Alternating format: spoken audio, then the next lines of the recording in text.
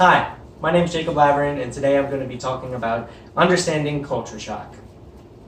So first off, in this presentation, I'm going to talk about and define culture and culture shock. And then after we do that, I'm going to talk about the 4 stages of culture shock and some ideas that go along with each one of those stages. And then after we discuss all those, I'm going to move on to some symptoms of culture shock. And then after that, I'm going to be talking about a theory known as the W curve and what that has to do with culture shock. And then after that, I'm going to talk about how to overcome culture shock. Some kind of tips to help you move past that stage of culture shock into a more accepting way. So first off, what is culture?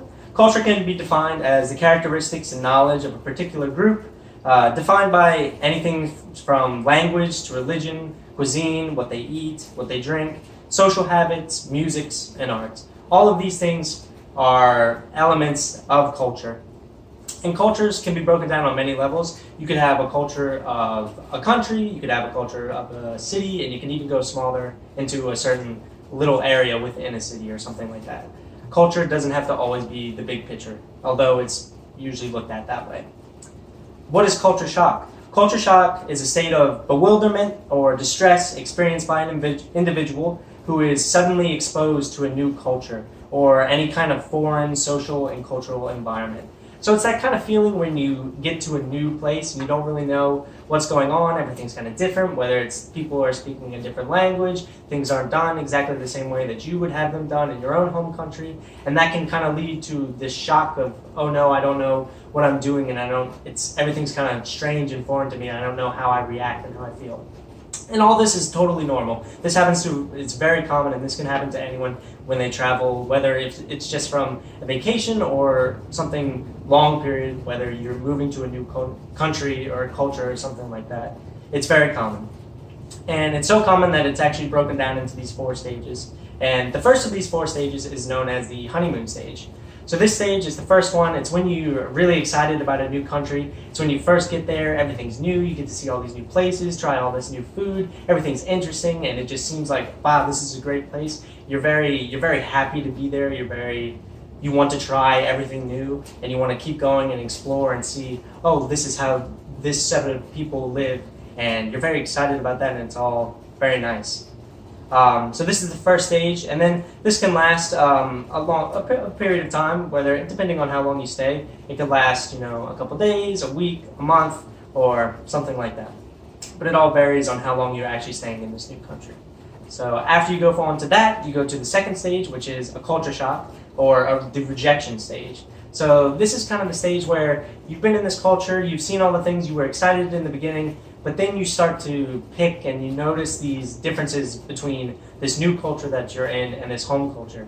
Maybe it's different things, the way they eat, they don't do things a certain way, they have different, social barriers, maybe people stand too close to you, you don't feel as comfortable. These are all kind of things, and then you start to bring these more towards your mind and you notice them more and more, and it kind of can create confusion, anxiety, and then those can lead to, you can feel homesick. You're like, maybe this culture isn't right for me and it's time to go home.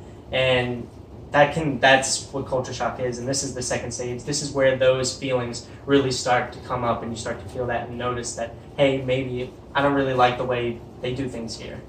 But after you go through that, it could be a very hard time. It could be very stressful. You could just feel totally out of place. You could break down and you don't know what to do. It feels very weird. And this is the point where it kind of either makes or breaks you. Like, you could try to move past this and push forward, or it could just totally deter you and make you feel like, no, this isn't for me and I want to go home right now. I can't take this anymore. But you usually stick on with it, and then after this, you go from the second stage and you move on to the third stage, which is the adjustment stage. This is where you know those things and you don't really like them, these new bits of your culture that you're staying in, but you start to feel safe again. Okay, all right, I understand this is how people do it, and maybe I'm going to start adapting to this. I'm going to try to stick around with it and do as the people do. So in this stage, you start to develop routines and you know how to react in different circumstances. Maybe along this time period, you start making some friends. You understand, like, oh, hey, this is good. And also friends can help you get past the stage, this weirdness of knowing and being in a new country. and understanding their culture that they're bringing. So at this point, you start to get, it's kind of a positive attitude. Like, maybe I was being a little too harsh. I'll stick on, and it's actually not that different. Yes, it's different, but it's fun to experience something new and something exciting. And then after the third stage, you move on to the fourth stage, which is the acceptance stage. This is the stage where everything starts to make sense, and you're like, this is good. I'm okay with, I know that they do things differently, but I'm okay with it, and I accept the fact. And maybe I even enjoy it more than something that they do in your home culture. Maybe they do something different, whether it's the way they dress, the food they eat. And in this stage, it's actually kind of funny because you may notice things that you actually prefer the way they do things in this new culture that you've been in, as opposed to the stuff that you do at home. You say, wow, actually, I like this better. I think I could go more with this, and I feel better with this. And that's what happens in the acceptance stage. The feeling of never wanting to leave, you understand, like, hey, I really like this place. I could actually see myself living here. I could see myself adapting to this new culture and becoming an actual part of this. You get very confident, and you feel very relaxed. So those are the 4 stages of culture shock. And then I'm going to talk about some symptoms. So when you're experiencing that distress, that culture shock, that weirdness, that feeling, it could be homesick, nostalgia. It's very confusing and frustrating. Things may do things differently, and you don't get it, and it's very confusing. You can kind of break away. You break away from that society. Maybe you go back and you retreat and kind of just stay back, stay your distance, and you try to do things your own way. But as you move more through the 4 stages, these symptoms will go away. So the next bit that I wanted to talk about is what's known as the W curve of culture shock. So at the beginning on the left here, this little green part, there's the home, where you start, and then you move to this new country that's known as the host country. So as you move across this timeline, you start at number 1. Everything is new, it's interesting and exciting. That could be the beginning parts of the 4 stages. Then as you move down, you see this kind of dip, this slope going down. Differences become more apparent and irritating. Problems occur and frustration may set in. Then you move to the lowest of the low. This is where you may feel homesick, maybe even depressed if it's very serious.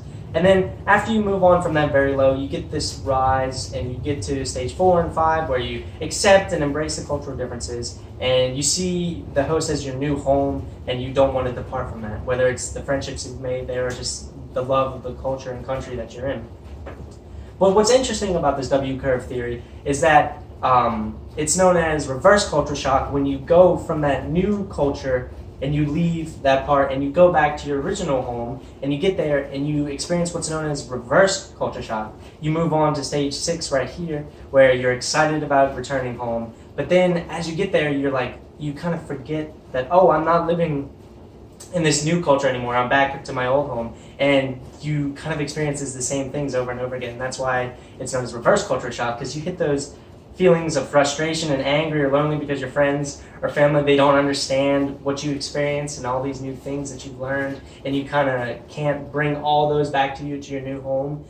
You miss the host culture and its friends, and you may even think like, I want to return, my home doesn't feel like home anymore. Maybe that new country feels more like home than your home now. So then again, there's that lowest of the low point when you return home, and then it picks back up and you gradually adjust back to life at home. Things start to seem more normal and routine, except they're not exactly the same. But then you incorporate what you learn, this is the final stage, in experience, and you understand that yes, they're different, but I can have both parts.